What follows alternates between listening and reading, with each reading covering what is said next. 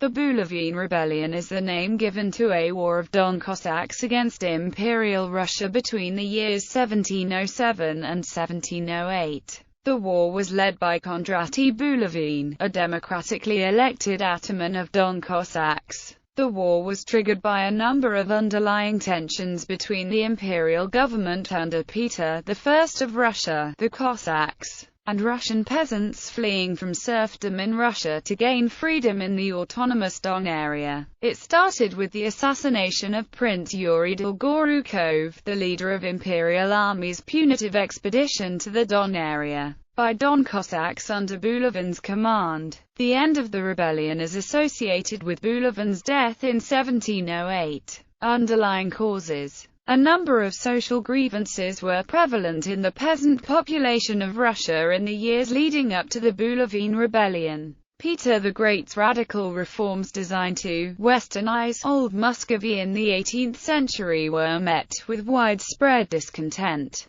The pious, deeply conservative masses saw his reforms as an affront to their traditional way of life and to their Orthodox faith. Peter was even equated to the Antichrist and assumed to be an impostor posing as the true Tsar. On top of this, Peter's newly formed police state was expanding territorially, and by this expansion was encroaching upon salt resource sites coveted by the Cossacks for preservation of their foods. This dispute over land was in one sense an economic issue, but the Cossacks also regarded this as an intrusion upon their semi-autonomous political state. In general, the entire rural Russian atmosphere was in an agitated state, waiting for a catalyst of some kind. Immediate catalyst. In response to the constraints and fears of living in Peter's police state, large numbers of serfs absconded, abandoning the major urban areas, especially Moscow and the new capital at St. Petersburg. While some groups emigrated to Poland or Austria, many chose to avoid the border patrols and instead fled to the rural periphery and the river regions already inhabited by the Cossacks.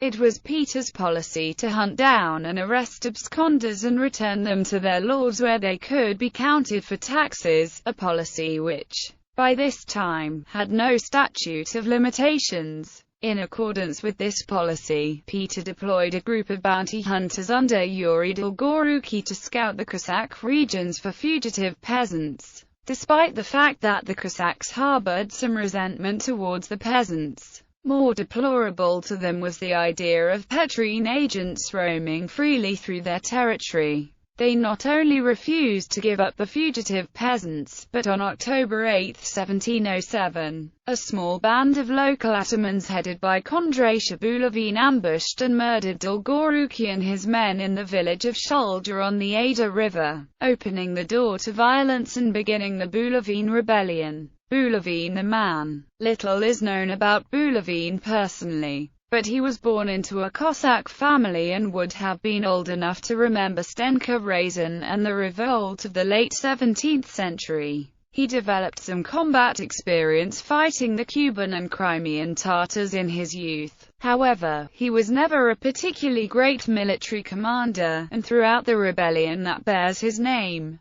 he would forever fall short of becoming an undisputed leader. By 1704, he had risen to the status of Ataman of Bakhmut, a position he held until 1706. It was during this stint that he orchestrated and participated in the destruction of the salt works on the Seversky Donets, an act of retaliation for having been evicted by the government as squatters. This conflict was never entirely resolved and was ultimately absorbed into the Greater Rebellion as it gained momentum. Bulavin was most likely illiterate, but like his contemporary revolutionaries, he possessed a talent for appealing to the people and inciting them to action. General details. Bulavin's rally cries were simple. The goal was to move against Moscow and destroy the evil influences on the Tsar. It is important to note that the rebellion was not against the institution of Tsardom, but against the figures in power at the time. It was generally believed that Peter was either not who he claimed, or that he was indeed the rightful Tsar but was under the control of evil advisers whose destruction would liberate him, and that if given the freedom to act, he would repudiate all of his wicked reforms. The rebellion suffered from a number of weaknesses. For one, despite all of his rallying, Bulavin never offered a pretender to the throne or suggested a just Tsar to replace Peter. This blunder would condemn the rebellion's end goals to ambiguity and would let slip an immeasurable amount of support he might have mustered.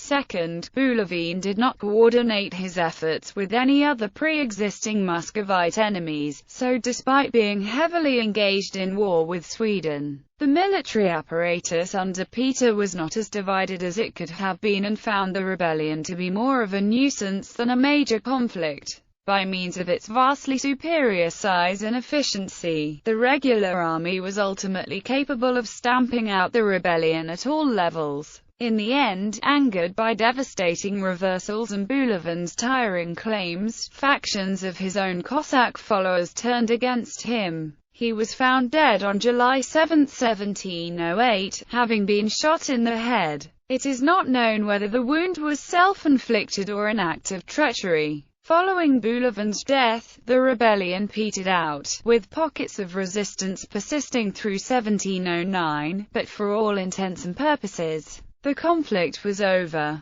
Political and social aftermath. As mentioned, the Bulavin Rebellion bore striking similarities to Razin's revolt a generation earlier. Both were Cossack rebellions in part, aimed against an imposing governmental institution and driven by animosity for the miserable state of peasant life. They effectively set the stage for the Pugachev uprising under Catherine the Great. In response to the uprising, Peter tightened his grip on the Cossack states, causing some 2,000 under Ignat Nekrasov to flee to the protection of the Crimean Khanate. Descendants of these Nekrasovites would relocate to Anatolia during the Pugachev uprising and settle near Constantinople, where their traditional culture would continue to the present day.